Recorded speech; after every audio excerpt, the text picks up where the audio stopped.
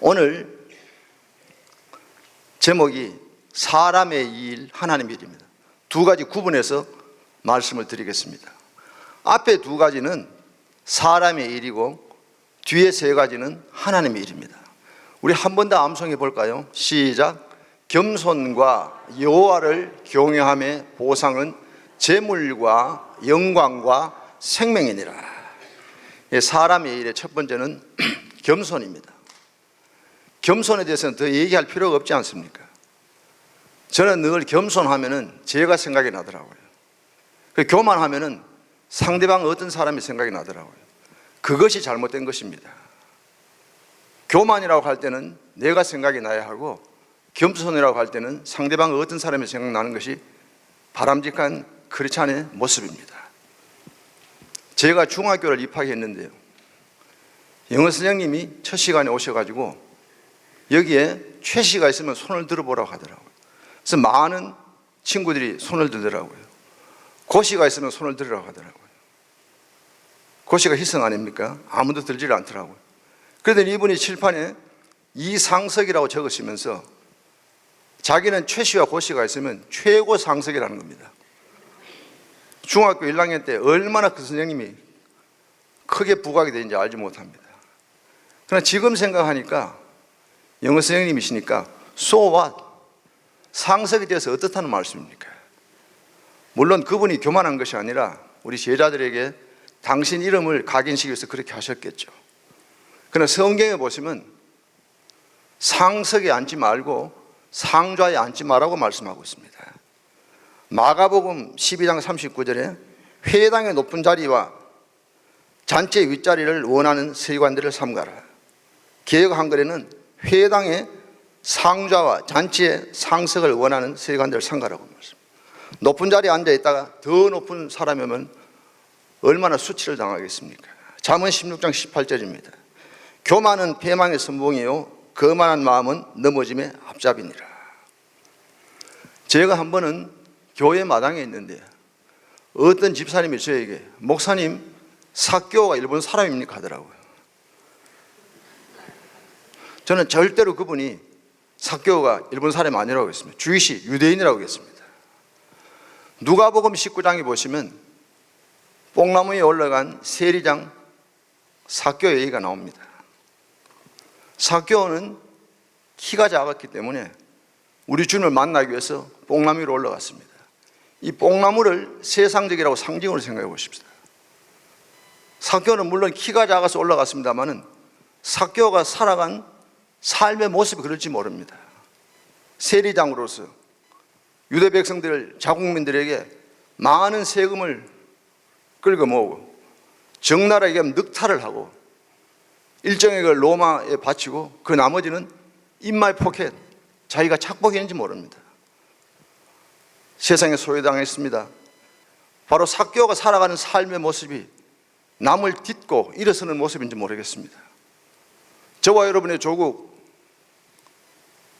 대한민국에 위선과 거짓으로 국민을 속이고 높은 고위관직에 있는 관료는 없습니까? 그 사교를 향해서 우리 주님 말씀하십니다. 누가복음 19장 5절에 사교야 속히 내려오라고 말씀합니다. 영어 성경에는 calm down immediately라고 말씀합니다. 세상을 살아가는 방법이 남을 딛고 일어서는 방법인지 모르겠습니다만 우리가 주님을 만나기 위해서는 저 낮은 곳을 향해서 나가서 지향하시는 저와 여러분 되시길 바랍니다. 작자 미상의 짧은 글입니다. 어느 경건한 목사가 교회 종탑 위에 높이 올라가 하나님께 가까이 가서 하나님의 말씀을 받아 사람들에게 전해주려 했네. 어느 날 종탑 끝에 올라가 주님 어디 계시나이까 외쳤네. 주님 대답하시기를 나는 이 아래 백성들과 함께 있노라. 어거스틴은 이런 얘기를 했습니다. 겸손은 이 세상에서 가장 진실한 절제라고 얘기했습니다. 사도 바울의 삶의 모습은 어떠합니까? 고린도전서 15장 9절에 보시면 나는 사도 중에 가장 작은 자라고 얘기하고 있습니다. 그 이후에 쓰여진 에베소서 3장 8절에 보시면 사도는 고사하고 모든 성도 중에 지극히 작은 자보다 더 작은 나라고 자기 자신을 표현합니다. 또 그 뒤에 쓰여진 디모데전서 1장 15절에 보시면 죄인 중에 내가 괴수라고 말씀하고 있습니다. 계속해서 나이가 들면서 낮아지는 모습입니다. 결국 낮아지는 것만큼 성숙해 가는 것이 우리의 인생인 것 같습니다. 벼가 익으면 익을수록 고개를 숙이지 않습니까? 야고보서 4장 10절에 주 앞에서 낮추어라 그리하면 주께서 너희를 높이시리라고 말씀하고 있습니다. 산에서 물이 떨어져 계곡을 이루고 강을 이루고 바다를 이뤘습니다. 바다가 낮은 데 있기 때문에 모든 물을 포용하고 수용하는 것처럼 저희들 또한 낮아짐으로 인해서 주님의 은혜의 깊은 바다에 푹 잠기시는 저와 여러분 되시길 바랍니다. 두 번째는 뭐죠? 겸손이고, 두 번째는 여호와를 경외함입니다. 전도서 12장 13절, 12장이 제일 끝장입니다. 마지막 절이 14절인데요 13절에 일의 결국을 다 들었으니 하나님을 경외하고 그의 명령을 지킬지어다. 이것이 모든 사람의 본분이라고 말씀합니다. 여러분, 본분은 잘하는 게 아니지 않습니까? 마땅히 하여야 할 것 아닙니까? 경외라는 것, 사련적인 뜻은 공경하면서 두려워한다는 뜻입니다. 10살 된 초등학교 5학년 어린아이의 머릿속에 있는 눈에 비친 경외라는 단어를 한번 생각해 보십시다. 제가 지금 드리는 말씀은 오른쪽 귀로 듣고 왼쪽 귀로 다 흘려버리시기 바랍니다. 지도력이라는 것, 리더십이라는 게 무엇입니까? 어떤 직책의 장자가 된다는 것이 리더십이 아닙니다. 어떤 직책은 아무런 상관이 없습니다. 선한 이웃에게 선한 영향력을 끼치는 것이 진정한 리더십, 지도력이라는 말씀이에요. 저는 교회 밖에 세상 사회에서 장자리를 꼭 2번 해봤습니다. 믿거나 말거나. 그러면서 국민학교 4학년 때 반장을 했고 5학년 때 반장을 했습니다. 제가 명함을 파둘 걸 잘못했습니다. 그러면서 5학년 때 담임 선생님이 최병규라는 선생님이셨어요. 얼마나 저희 제자들을 사랑했는지 모르면 평소에 그러셨다고요. 저는 목사로서 세계 만방에 있는 모든 교회 담임 목사님들이 교인들을 그렇게 사랑했으면 싶어요. 저는 어느 한 교회에서 주일날 낮예배 사회를 1000번 정도 했습니다. 1년 52주니까 20년은 곱하기 20 하면 1040번인데 주일날 사회를 하는데 스트레이트로 계속 주일을 사회하는 경우도 있고 스킵해서 건너뛰어서 한 주 건너뛰어서 하는 경우도 있습니다. 어쨌든 1000번 정도는 주일 낮예배 사회를 했습니다. 그런데 주일 예배 사회를 하는데 꼭 매주일에 한 번씩만 해요. 2번 한 경우 한 번도 없었는데 그 1000번 가운데 딱 한 번 하루 주일날 사회를 2번 했습니다. 1부 예배 사회를 하고 4부 예배 사회를 했습니다. 왜 그러냐면 30, 40대 젊은 분들이 팜스프링에 수련회 가서 사회하는 목사들이 많이 갔기 때문에 사회할 목사가 없는 거예요. 그래서 2번 했습니다. 그러면서 1부 예배 사회를 하고 4부 예배 사회를 하게 되었습니다. 왼쪽에는 사회하는 목사가 앉고 오른쪽에는 설교하시는 담임 목사님 앉는 자리입니다.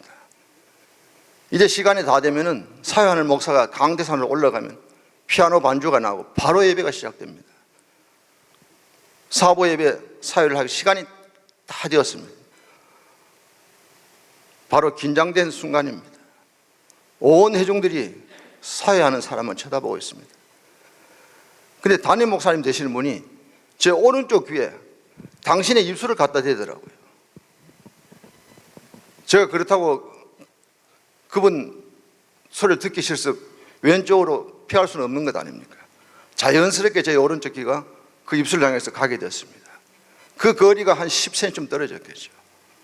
그럼 저는 제 오른쪽 귀가 그분의 입술 쪽으로 가면서 이런 생각을 했습니다.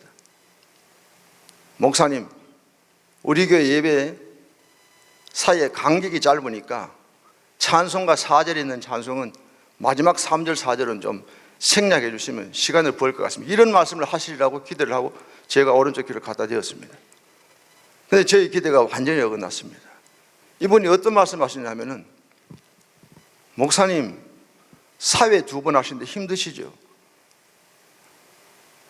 그 말씀 하시더라고요. 제가 맥이 풀렸습니다. 그래서 그분에게 제가 한 말씀이, 목사님은 설교 5번 하시는데 사회 2번은 아무것도 아니지 않습니까?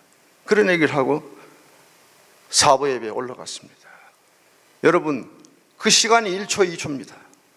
공간은 10cm라는 그 안에 어떤 사건이 벌어졌습니까? 사회 2번 하시는데 힘드시죠? 목사님은 설교 5번 하는데 아무것도 아니지 않습니까? 여러분, 누가복음 17장에 바리새인이 우리 주님께 얘기합니다. 천국이 언제 임하느냐고. 우리 주님 말씀하십니다. 하나님의 나라는 눈에 보이는 것이 임하는 것이 아니고 여기 있다 저기 있다 하지 말지니 하나님의 나라는 너희 안에 있느니라. 그 영어 성경에 보시면 within you, among you, between you라고 되어 있습니다. 내 마음속에 천국이 있고 너와 나와의 관계성 속에 천국이 있다는 말씀이에요. 바로 그 목사님이 얼마나 남을 배려하고 이해하고 포용합니까? 그 2 목사 사이에 그 어떤 것도 개입할 수 있습니다. 세상에 무슨 권모술수가 개입을 하겠습니까? 온전히 사랑으로 하나 된 것 뿐이지 않습니까? 마귀 사탄은 갈라놓습니다. 그러나 성령님은 하나 되게 하십니다.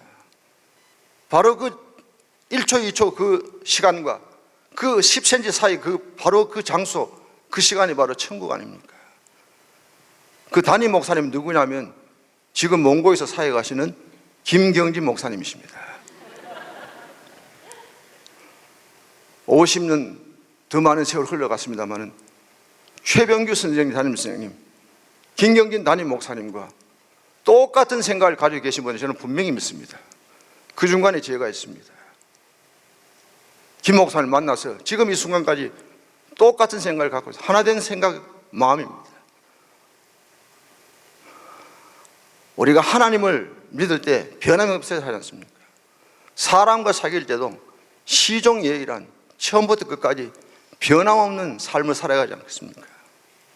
에베소서 6장 23절 24절이 마지막 2절입니다.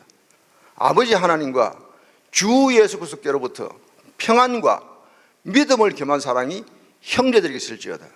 우리 주 예수 그리스도를 변함없이 사랑하는 모든 자에게 은혜가 있다고 말씀하고 있습니다. 얘기가 돌아가서 최병규 선생님에 관한 얘기를 하겠습니다. 선생님께서 어느 날 당신이 싸온 도시락을 저에게 주시더라고요. 저는 집이 가난해서 도시락을 못 사간 건 아니고요. 매일 도시락 사간 형편은 되었습니다. 그래서 저는 도시락을 매일 싸갔습니다. 그런데 그 선생님이 저에게 주신 것은 도시락 가져오지 않은 친구에게 주라는 그런 뜻이었던 것 같아요. 어쨌든 당신이 싸오신 무슨 다른 스케줄이 있습니다. 그래서 제가 도시락을 가지고 교실에서 친구들과 나누어 먹었습니다. 물론 저도 그날 제 도시락도 싸갔죠. 나누어 먹었습니다. 그리고는 제가 미국 와서 생각하니까 땡큐 카드 하는 개념인 것 같아요. 반장인 제가 도시락을 깨끗하게 씻었어요. 거기에 시험지에, 공책인지 시험지인지 모르겠어요. 연필로 이렇게 썼습니다. 선생님 감사합니다. 선생님의 도시락을 저희들이 먹었습니다. 이렇게 쓴 것이 아니고 선생님 감사합니다. 선생님의 도시락을 저희들이 처먹었습니다. 그 의미는 어떤 의미냐? 선생님은 여기 계시는데 먹었다는 표현으로는 도저히 될 수가 없고 처먹었다고 낮춤으로 말미암아 그 간격을 넓히는 그런 심정으로 그 글을 썼습니다. 고등학교 다닐 때 독일을 하신 분은 아시겠습니다만은 AOU에 모음에 점 2개 위에 찍으면 운아웃을 치죠. 특별히 O에 점 2개를 치면 발음이 외가 됩니다. 미국 사람들은 절대로 외 발음을 하지 못합니다. 참회할 때. 그래서 미국 사람들은 초이 예수님 오시는 그날까지 미국 사람들은 최씨를 초이 할 거예요. 왜? 외 발음을 하지 못하니까. 발음도 그런데 이 글로서 내 마음을 표현할 수 없는 게 있지 않습니까? 아마 여기에 전과를 가진 분들 저기 있으라고 생각해요. 어떤 전과냐? 수십 년 전에 연애 편지를 쓸 때 글을 썼다가 이 단어로서는 도저히 내 마음을 표현할 수 없으니까 또 다른 단어로 갈아 끼우고 또 그것도 아니고 아마 그런 전과가 있는 분이 있을 거예요. 바로 글자로서 내 마음을 표현하지 못해요. 그런 의미에서 처먹었다고 썼습니다. 상스러운 단어로 친 것이 아니었습니다. 그리고는 세월이 많이 흘러갔어요. 보통 시험을 칠 때는 담임선생님이 그 반에 계시니까 시험 감독이신데 일제고사를 칠 때는 옆반 선생님 오셔가지고 선생님들이 로테이션으로 바뀌었습니다.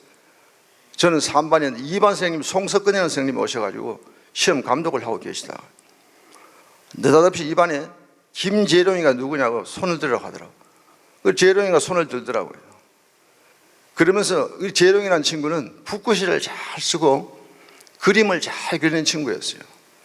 그래서 붓글씨를 잘 써서 교실 뒷벽에 미화보에서 재룡이 붓글씨를 갖다 붙이는. 그러면서 그 송석근 선생님이 하시는 말씀이 너가 도시락에 편지를 쓴 아이냐고 얘기하더라고요. 그래서 재룡이가 얘기하더라고요. 아닙니다. 우리 반 반장 이중수가 썼다고 하더라고요. 같이 있었으니까. 시험지면서 그 시계바늘을 거꾸로 돌려보니까 제가 담임선생님에게 도시락을 드렸고 담임선생님이 사모님에게 드렸는데 사모님이 도시락을 펴보니까 희한한 단어가 나오니까 자기 남편에게 얘기하고 그 남편이 교무실에서 선생님들하고 얘기를 나누었던 것 같아요. 상스러운 단어로 나눈 것이 아니라 10세 어린 소년이었지만 그 공감하는 마음을, 선생님을 존경하는 그런 마음을 느꼈던 것 같아요. 엠퍼시, 감정이 심퍼시, 공감을 가졌던 것 같아요. 바로 사람도 그런데 하나님과 비교가 되겠습니까? 여호와 하나님 아버지를 경외하시는 저와 여러분 되시길 바랍니다. 마태복음 10장 28절을 보시면 몸은 죽여도 영혼은 능히 죽이지 못하는 자들을 두려워하지 말고 오직 몸과 영혼을 능히 지옥에 멸하는 자들을 두려워하라고 말씀합니다. 저는 한평생 목회를 하면서 갈라디아서 1장 10절을 목회 철학으로 삼았습니다. 이제 내가 사람들에게 좋게 하랴 하나님께 좋게 하랴 사람들의 기쁨을 구하랴 내가 지금까지 사람의 기쁨을 구하는 것이 있으면 그리스도의 종이 아니라. 이 말씀에 부응하지 못하고 회한이 남습니다. 우리가 살아가면서 사람을 좋게 하는 것과 하나님을 좋게 하는 것이 병행될 때는 얼마나 좋습니까마는 어느 결정적인 순간에 하나님을 좋게 하는 것과 사람을 좋게 하는 것이 상치될 때는 하나님 아버지 앞에 모든 것을 맡기시는 저와 여러분 되시길 바랍니다. 제가 성경 4구절을 말씀하고자 합니다. 앞에 2구절은 밥맛이 뚝뚝 떨어지는 성경 구절입니다. 그러나 뒤에 2구절은 살맛이 나는 성경 구절이에요. 4구절이 붙어 있습니다. 예레미야 17장 5절 6절 그리고 7절 8절입니다. 먼저 5절입니다. 나 여호와 이같이 말하노라. 무릇 사람을 믿으며 혈육으로 그 권력을 삼고 마음이 여호와에서 떠난 그 사람은 저주를 받을 것이라. 그는 사막의 떨기나무 같아서 좋은 이로운 것을 보지 못하고 광야 간조한 곳 근건한 땅 사람이 가려는 땅에 가요. 근건하다는 말은 이제 7절 8절입니다. 그러나 무릇 여호와를 의지하며 여호와를 의뢰하는 그 사람은 복을 받을 것이라. 그는 물가에 심기운 나무가 그 뿌리를 강변에 뻗치고 더위 골짜로 두려워하며 깊이 청청하며 가뭄에도 걱정이 없고 결실이 끝이 양 같다고 말씀합니다. 청청하다고 말씀하고 있습니다. 하나님을 두려워하는 자는 사람을 두려워하지 않습니다. 사람을 두려워하는 자는 하나님을 두려워하지 않습니다. 저와 여러분 어떤 삶을 살 것인가 결단하시기 바랍니다. 잠언 15장 33절에 보시면 여호와를 경외하는 것은 지혜의 훈계라 겸손은 존귀의 길잡이니라. 앞서 말씀드린 겸손, 지금 말씀드린 여호와를 경외함. 겸손한 자는 여호와를 경외할 수밖에 없고 여호와를 경외한 자는 겸손할 수밖에 없습니다. 이것은 손등과 손바닥처럼 동전의 앞면과 뒷면처럼 하나 되는 것입니다. 이런 삶을 살아드릴 때 하나님께 주시는 축복이 있습니다. 뭐죠? 재물과 영광과 생명입니다. 이제 두 번째, 하나님의 일입니다. 먼저 재물입니다. 재물을 우리가 획득하는 것, 신명기 8장에서 이런 말씀 나옵니다. 그가 내게 재물 얻을 능력을 주셨습니다. 하나님께서 재물 얻을 능력을 주셨다는 말씀이에요. 자, 그러면 이런 재물을 우리가 어떻게 쓸 것인가? 재물 사용하는 방법입니다.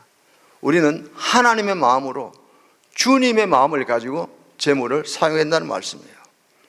오래전에 제가 샌디에고 어느 교회에 가서 주일 예배에 참석을 하게 되었습니다.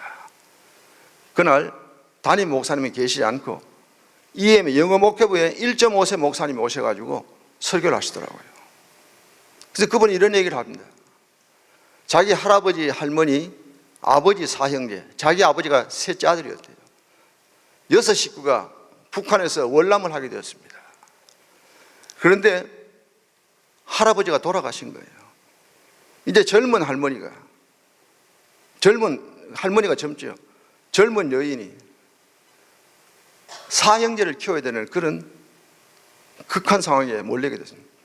여러분, 청산가부라고 하지 않습니까? 풀을 청자, 치마상자.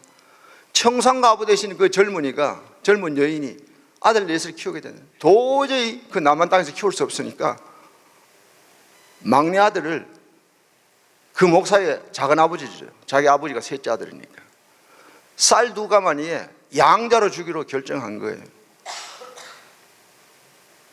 그러면서 자기 아버지 위에 삼형제가 엄마 치맛자락을 붙들고 엄마 동생을 다른 사람 집에 보내지 말라고, 우리가 밥을 조금 먹을 테니까.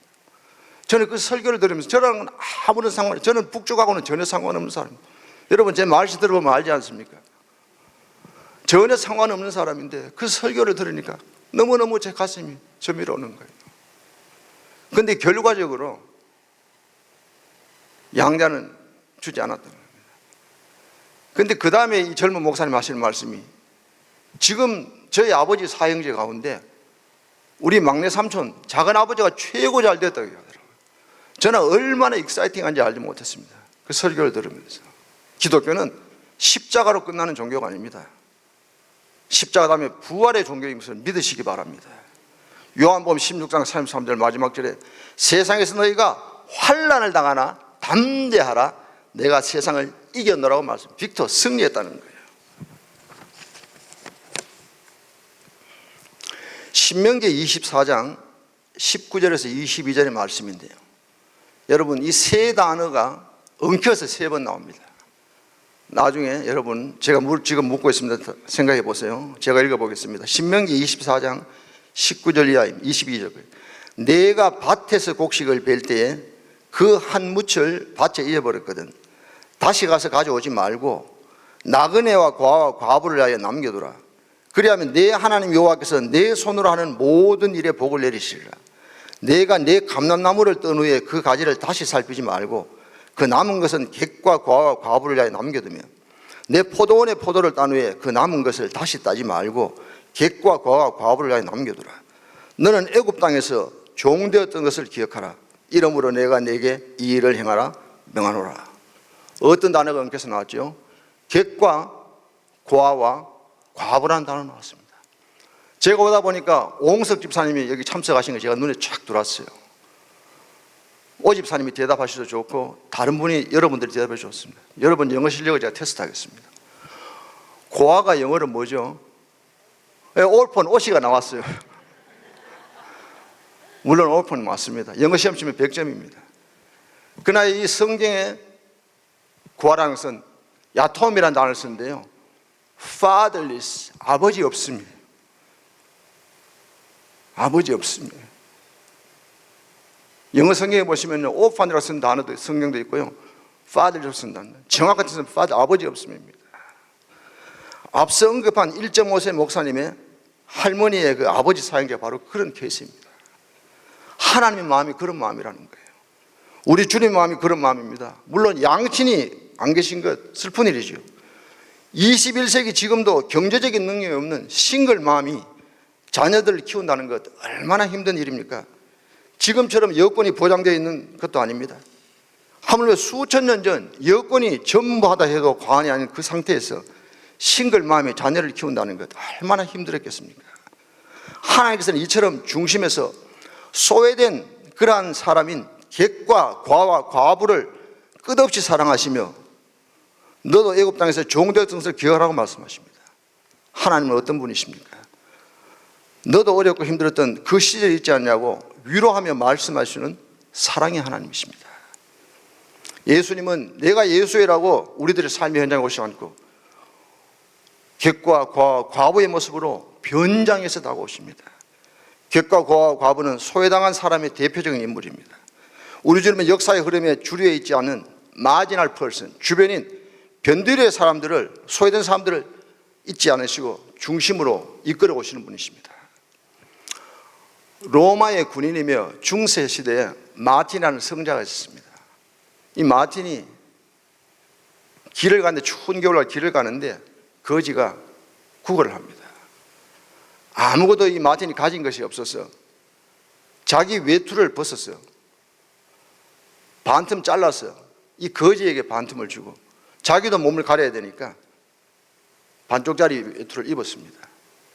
이 마틴이 그날 밤에 꿈을 꾸게 되었습니다. 예수님과 천사가 대화하는 꿈을 꾸었습니다. 천사가 예수님께 묻습니다.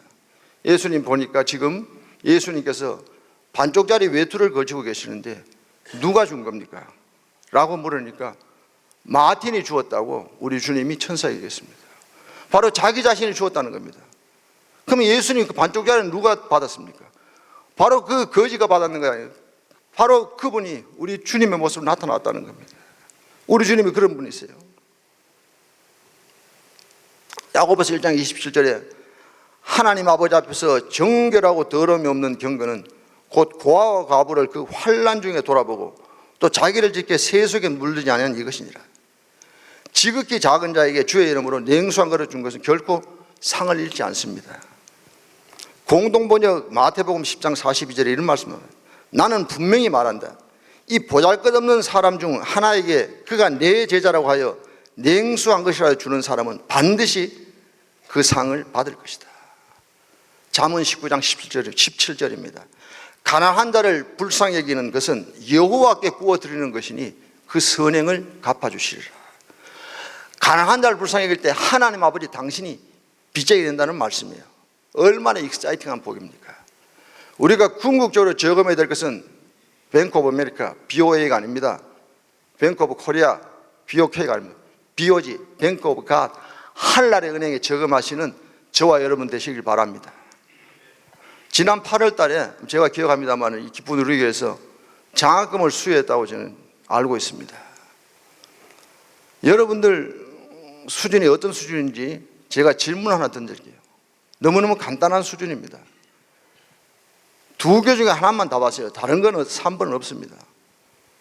1번, 여러분과 여러분 자녀 자자손손이 스칼라십, 장학금 받는 자녀가 되기를 원한다. 2번, 장학금 주는 자녀가 되기를 원합니다. 우리 찬양대 1번입니까? 2번입니까? 예? 물론 1번도 중요합니다. 1번하고 2번은 디멘션, 차원이 완전히 다르지 않습니까? 장학금 주는 자와 받는 자가 차원이 완전히, 물론 장학금 받는 것도 귀합니다. 그 차원을 뛰어넘었었어요.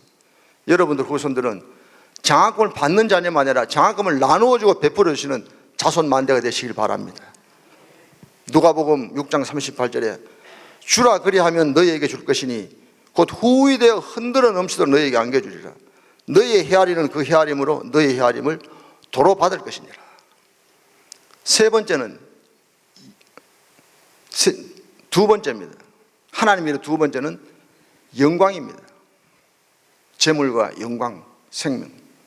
영광은 하나님의 영광입니다. 아마 여러분 성만찬을 그린 레오나르도 다빈치를 잘 알 거예요. 어떤 귀족이 다빈치에게 예수님의 성만찬을 그려달라고 의뢰를 했습니다. 그래서 다빈치가 예수님을 그림 중앙에 그리고 왼쪽에 6명, 오른쪽에 6명, 13명의 그림을 그렸습니다. 그리고 귀족에게 갖다 주기 전에 친구에게 얘기합니다. 친구야, 어떤 귀족이 나에게 예수님의 성만찬을 그려달라고 의뢰를 했기 때문에 내가 이제 다 그렸는데 자네가 한번 이 그림을 평을 해주면 좋겠다고. 그 친구가 그 그림을 보고는 이런 얘기를 합니다. 예수님 손에 들려있는 은잔이 그렇게 찬란하고 좋을 수가 없다고. 그 얘기를 듣는 순간 다빈치가 붓으로 그 그림을 확 쥐어버렸습니다. 친구가 얼마나 놀랐겠습니까? 이 친구인 다빈치가 심혈을 기울였으니 그걸 자기 한순간에 말을 잘못함으로 말미암아 그랬다고. 그러면서 다빈치가 일가를 합니다. 이 그림에는 예수님 외에는 그 어떤 것도 부각이 되어서는 안 된다는 겁니다. 우리 주님만이 부각이 된다는 겁니다. 세례요한은 어떤 얘기를 하죠? 그는 흥하게 되었고 나는 쉬었다고 말씀합니다. 우리 주님을 드리는 삶의 모습입니다. 바로 미술만 그런 것이 아니라 음악. 메시아 핸델을 잘 알지 않습니까? 핸델이 메시아 곡을 작곡하고는 마지막에 SDG라고 썼습니다. Soli Deo Gloria. 영어로 말씀드리면 Glory to God alone.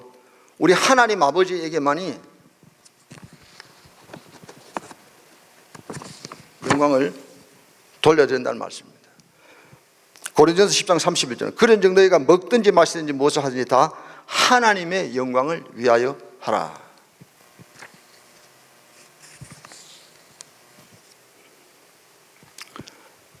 신학 용어에 Let God be God이라는 말이 있습니다.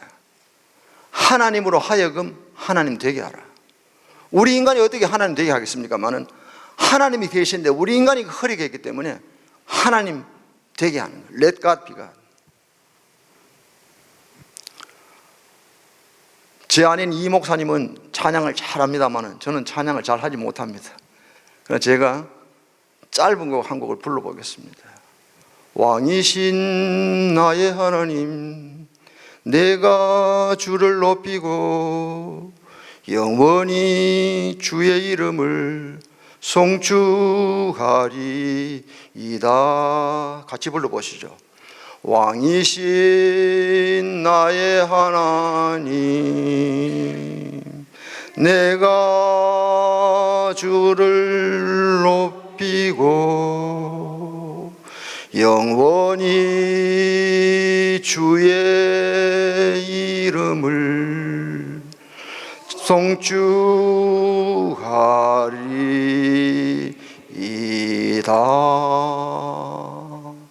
하나님께 영광을 돌립니다. 마지막으로 생명입니다. 우리가 살아가면서 잘 사느냐 못 사느냐 하는 생활의 문제와 죽느냐 사느냐 하는 생명의 문제일 때는 생활은 문제가 되지 않지 않습니까? 작금의 한국을 생각해 보십시다. 북한과 한국의 문제는 죽고 사는 문제입니다. 일본과 한국은 먹고 사는 문제입니다. 죽고 사는 문제와 먹고 사는 문제가 있을 때 무엇이 본질적인 문제입니까? 당연하게 죽고 사는 문제이죠. 죽고 사는 문제가 해결된 다음에 부차적으로 따라오는 것이 먹고 사는 문제 아닙니까? 위정자들이 우선순위를 분명히 설정하고 백성들을 기만하지 말아야 됩니다. 한국이나 미국이나 동일하게 하나님의 말씀에 기초해서 나라가 다스려지고 이끌어가야 합니다. 성경 말씀, 어느 성경 말씀일까요? 그것은 아모스서 5장 24절 말씀입니다. 오직 정의를 물같이 공의를 마르지 않는 강같이 흐르게 할지어다. 개역 성경에 보시면 오직 공포를 물같이 정의를 하수같이 흘린다고 말씀합니다. 이런 문제를 이제 영적으로 신앙적으로 한번 대비해 보십시다. 그리스도인에게서 세례를 받았느냐 받지 않느냐 하는 문제는 영적인 사활이 걸려있는 문제입니다. 세례 받지 않았다고 하는 것은 어디까지나 구원에 대한 영생에 대한 문제가 해결되지 않았다고 객관적으로 생각할 수 있는 거 아닙니까? 마가복음 16장 16절은 믿고 세례를 받는 자는 구원을 얻을 것이요 믿지 아니한 자는 정죄함을 받으리라. 앞서 제가 주일 예배 사회를 1000번 정도 보았다고 언급했습니다. 저는 1991년에 로산젤레스에 소재한 어느 교회에 부임을 해서 그 교회에서 20수년간 목회를 했습니다. 부임하던 당시 1991년, 1992년, 1993년 그리고 1994년 1월까지 3년 동안 세교를 전적으로 담당했습니다. 제가 전적으로 세교회 등록을 받고 목회자로서 제 혼자 신방을 갔습니다. 우리가 매일 체험하는 날씨를 한번 생각해 보십시다. 흐린 날도 있고 개인 날도 있고 햇볕이 쨍쨍 내려쬐는 날도 있고 폭풍우가 몰아친 날도 있습니다. 변화무쌍한 것이 날씨일 뿐만 아니라 우리의 인생인 것 같습니다. 제가 세교회를 담당하던 그 3년간 기쁜 일도 많았지만 생각하기에는 끔찍한 슬픈 일이 있었습니다. 부임하던 1991년 그 이듬 해인 1992년 4월 29일 바로 이날이 수요일이었는데요. 소위 말하는 LA 라이어트, 4.19 폭동이 일어났습니다. 많은 사람들이 세상을 뜨고 많은 재산 피해가 있었습니다. 그리고 그 다음 날 바로 4월 30일 목요일에 산타모니카 카리지 다니는 19살 된 청년이 총에 맞아서 하늘나라로 갔습니다. 바로 그 청년이 제가 담당하는 교구의 성도님 외아들이었습니다. 우리나라 역사를 단군 고조선부터 5천년이라고 할 때 5천년 우리나라 역사 가운데 한반도를 떠나서 제일 많이 한국 사람들이 모인 집회가 바로 그 청년의 장례식이었습니다. 저는 지금도 그 청년의 부모님이 살아계신데 그 부모님들과 주님 안에서 좋은 교분을 맺고 있습니다. 그리고 1993년까지 제가 세교를 담당하였는데 3년간 하고 1994년 1월 한 달 동안 세교 담당하는 목사가 다른 분이 선정이 돼서 저랑 업무 인수인계를 한 달 동안 같이 해서 등록도 같이 받고 신방도 같이 갔습니다. 바로 그 94년 1월 16일이 주일이었고 1월 17일 월요일 새벽 4시 31분에 노스리지에 강도 6.7에 지진이 일어났습니다. 제가 심호하는 교회 교인들이 많이 있었습니다. 프리웨이가 많이 끊어졌죠. 바로 118번을 노스리지를 관통하는 118번도 차단이 되고 로컬로 다녔습니다. 우리 목사들이 물을 잔뜩 싣고 교인들 가정을 신방을 했습니다. 공포에 떨고 친척적으로 피신하신 교인들도 많았어요. 주인이 안 계시는 가정에 갔을 때 대문 앞에 물을 두고 쪽지로 교회에서 다녀갔다 오셨고요. 근데 제가 기억하는데 저희 교인 집이었는데 막다른 골목에서 사람이 안 계시더라고요. 그 물을 두고 쪽지를 적어두고 왔는데 그 교인이 지금 기쁜 우리 교회에 나오시더라고요. 요사이처럼 스마트폰이 있는 시대가 아닙니다. 공중전화로만 소통이 됩니다. 바로 이런 세교를 담당하던 그때 그 시절의 일들이 주마등처럼 스쳐갑니다.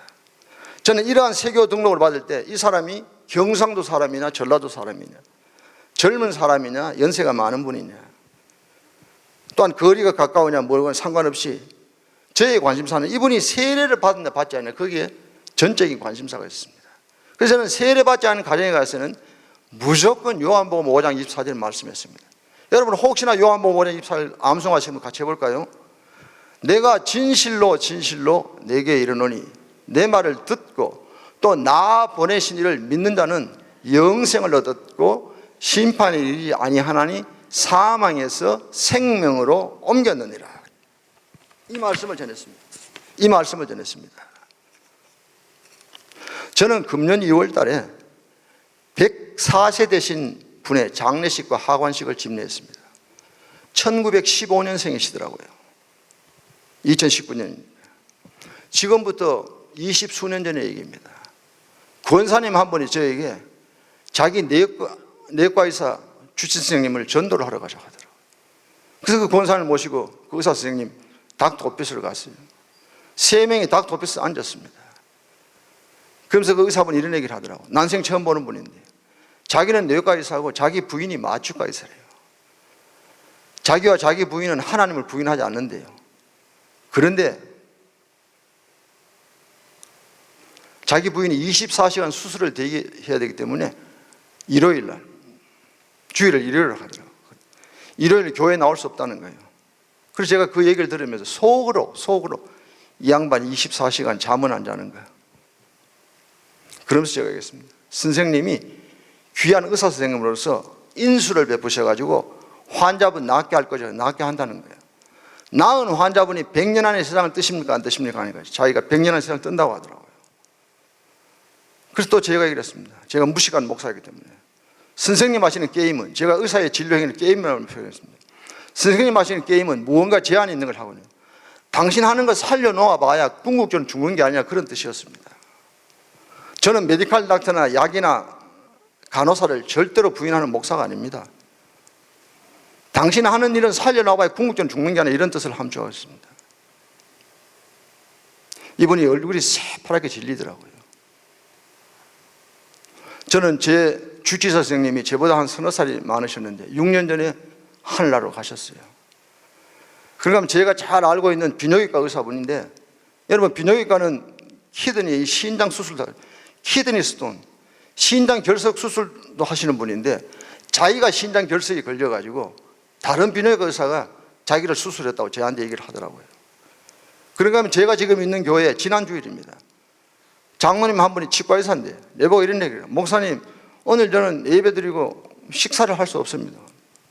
왜요? 하니까 자기 구강에 문제가 생겨가지고 다른 치과에 가서 수술을 했다는 거예요. 의사도 남의 병에 대해서는 어떻게 할지 몰라도 자기 병에 대해서는 속수무책에 하는 것이 우리 인간입니다. 큰 소리 칠 게 아무것도 없다는 겁니다. 당신 하는 거 살려놔봐 죽는 게 아니라 그런 뜻을 합니다. 얼굴이 새파랗게 질려 있더라고요. 그래서 제가 또 물었습니다. 화병에 꽃이 꼽혀 있더라고요. 선생님, 꽃꽂이를 좋아하시는 모양이잖아요. 좋아한다고 이분 얼굴이 활짝 펴지더라고요. 왜 코너로 몰렸다가 취미생활로 바뀌니까. 남자들 군대 얘기를 하면 시간 가는 줄 몰라요. 골프 얘기하고 바둑 얘기, 자기 취미생활을 얼마나 시간을 잘 이끌어 나갈 수 있겠습니까? 선생님 꽃꽂이 좀 좋아한다는 거예요. 제가 물었습니다. 선생님, 보기 좋은 꽃이 며칠이 못해 어디 들어갑니까? 하니까 무슨 통에 들어간다고 얘기했을까요? 이분이 쓰레기통에 들어간다고 얘기를 하더라고요. 그래서 얼굴이 또 파랗게 질려버리더라고요. 제가 계속해서 얘기했습니다. 선생님, 역사를 비시와 이대로 갈라놓으신 내 곧 길이요 진리요 생명이신 예수 그리스도 그분을 영접하지 아니하면 선생님 하시는 일은 그저 그러네 하면서 나와버렸어요. 권사님 모시고. 그렇다고 제가 그분에게 절대로 불쾌하게 얘기하지 않았습니다. 상식에 어긋나게. 그러나 그분 듣기 좋은 얘기는 하지 않았어요. 그리고 그분이 제가 심호하던 교회 세교회 등록 부부가 해서 멕시코 티아나 선교도 가고 그렇게 했습니다. 그분이 알케이지에 사셨어요. 지금 몽고에 가 계신 우리 정질 장로님이 알케이디아 구역장 하셨어요. 정질 장로님 지금 다른 곳에 사십니다만. 그러더니 금년 2월 달에 그 의사분이 저한테 전화가 왔어요. 목사님, 우리 어머님이 하늘나라에 가셔가지고 목사님이 장례식과 하관식 집례, 그래서 그분의 어머님 장례식 하관식을 집례했습니다. 이제 말씀을 맺고자 하는데요. 그 하관식에서 한 제 설교가 오늘 여러분에게 설교를 하지 않고 차분하게 제가 읽어드림으로 말씀을 맺고자 합니다. 한번 경청해 주시면 감사하겠습니다. 제목은 BCD입니다. BCD 가깝죠? 쉽죠?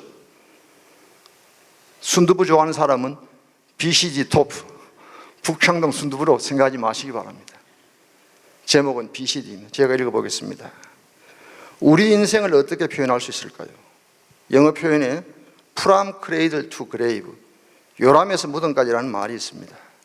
그런가 하면은 독일의 철학자 하이데커는 우리 인생을 가리켜서 차인춤 토대, 죽음을 향해 가는 존재, 무덤을 향해 가는 존재라고 말했습니다. 어느 누구도 이 두 가지 표현을 부인할 수 없을 것입니다. 제가 이 말씀을 전하는데 하관식에 정크야드, 폐차장 하셨던 분이 조교로 와 계셔서 제 눈에 확 들어왔어요. 그럼 원고에 없었어요. 여러분 지금 9월 달입니다만은 미국에서는 새 차 모델이 9월 달부터 바뀌잖아요. 그래서 2020년도 차가 나왔고 2019년부터 올드 모델, 올드 패션입니다. 차를 딜러에서 가져 나오는 그 순간부터 그 차는 유스트카, 중고차가 되는 거예요. 그리고 언젠가는 정크야드, 폐차장 가게 돼 10년, 20년. 차도 그렇고 사람도 그렇습니다.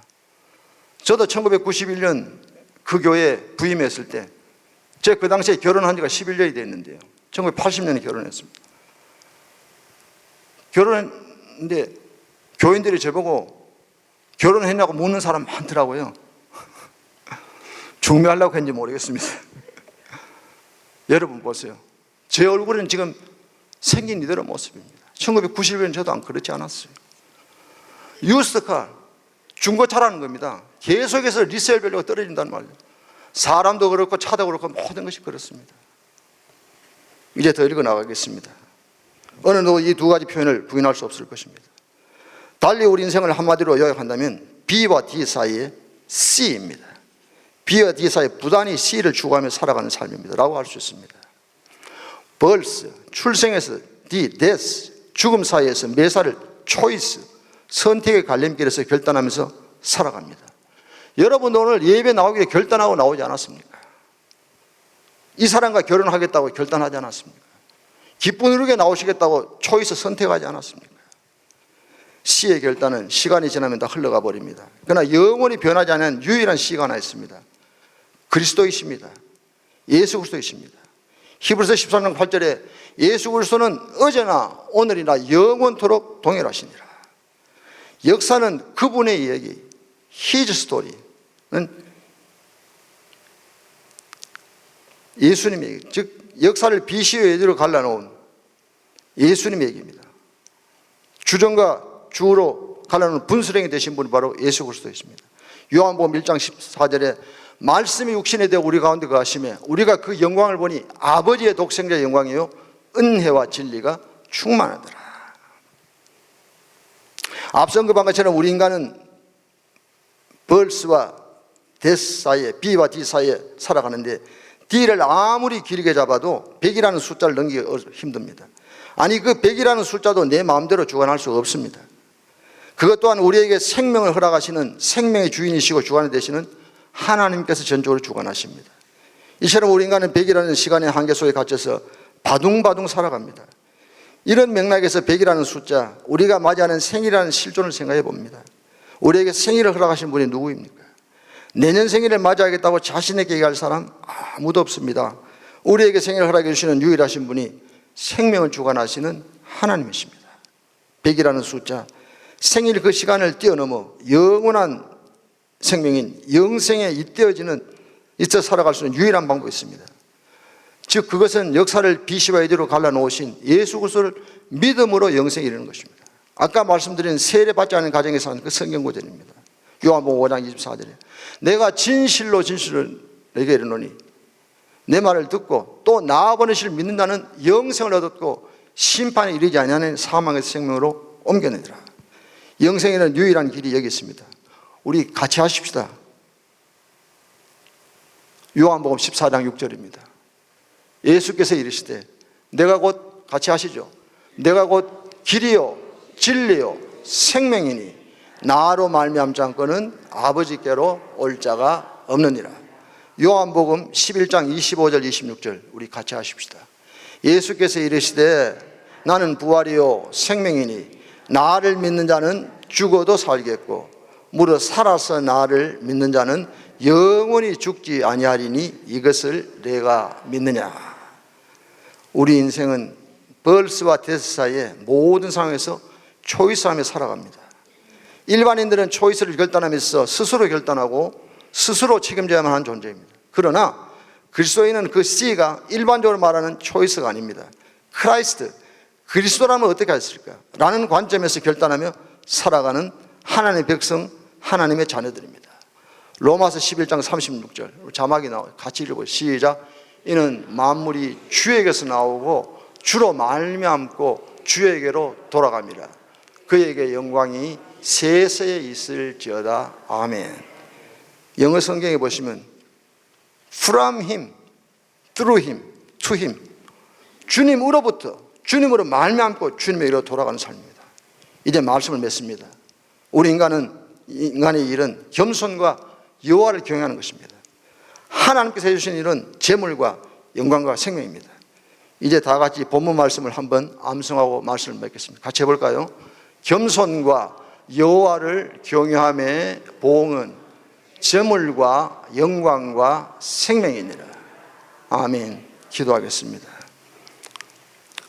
하나님 아버지, 삶 현장에서 겸손한 모습으로 여호와를 경외하는 저희들 되기를 원합니다.